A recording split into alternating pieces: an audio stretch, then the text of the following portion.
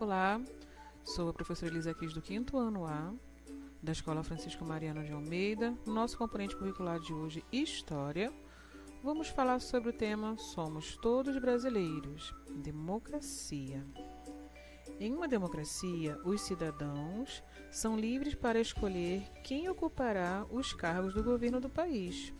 Isso ocorre por meio de eleições. No Brasil, por exemplo, de 4 em 4 anos, os brasileiros e as brasileiras acima de 16 anos que possuem título de eleitor podem votar para eleger seus representantes nacionais e municipais. A democracia e as eleições livres foram estabelecidas no Brasil por meio da Constituição de 1988. Essa Constituição garante liberdade e igualdade aos brasileiros. No entanto, muitos de nossos direitos ainda não são plenamente respeitados. As eleições livres são um importante meio de melhorar e desenvolver um país. Por meio do voto consciente, as pessoas podem eleger representantes políticos comprometidos com os interesses da maioria da população. Na foto, uma mulher vota nas eleições presidenciais de 2018, no Rio de Janeiro. A Constituição de 1988 e a redemocratização do Brasil. Com o fim do regime militar, que durou de 1964 a 1985, uma nova Constituição começou a ser elaborada para o nosso país. Ela ficou pronta em 1988 e estabelecia vários avanços, entre eles: o direito de votar, homens e mulheres acima de 16 anos, ensino básico obrigatório e gratuito. O racismo passou a ser considerado um crime grave e ficaram proibidas quaisquer formas de discriminação por raça, sexo, opção política e religião. As agressões contra a natureza passaram a ser consideradas crimes. Os povos indígenas conquistaram o direito sobre suas terras e também de conservar sua cultura, sua língua e seus costumes.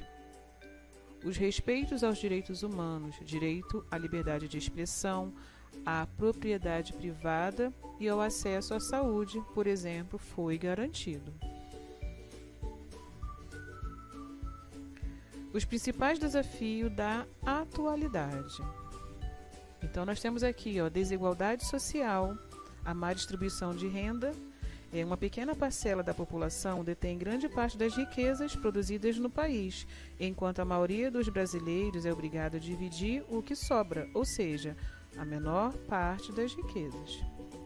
A falta de moradia obriga muitos cidadãos a morar nas ruas ou em bairros sem estruturas adequadas, como coleta de lixo, esgoto sanitário e calçadas. Essas pessoas vivem em condições precárias, muitas vezes sem saneamento básico, higiene e segurança. Temos também o desemprego. É um problema que atinge grande parte da população. Atualmente, muitas pessoas recorrem aos empregos informais para sobreviver, sem ter garantias trabalhistas como férias ou 13º salário.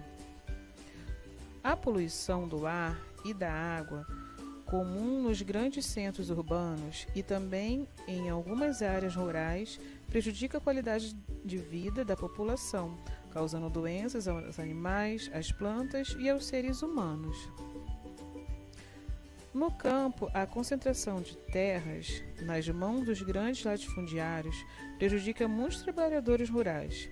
Sem terras para cultivar, os camponeses abandonam o campo e migram para as cidades, aumentando o êxodo rural e contribuindo para o crescimento desordenado das cidades. A luta por mudanças. Diante dos múltiplos desafios que existem atualmente, diferentes setores da sociedade têm se mobilizado para combater ou amenizar as dificuldades que atingem a maioria da população brasileira. E nós temos aqui os casos de que nós precisamos de melhoria. A educação é um dos principais fatores que proporcionam a mudança social. E para combater o desemprego, muitas pessoas organizam-se em cooperativas. Então essa foi a nossa aula de hoje. Faça os exercícios da apostila 4, página 253 a 255. Boa aula e tchau, tchau.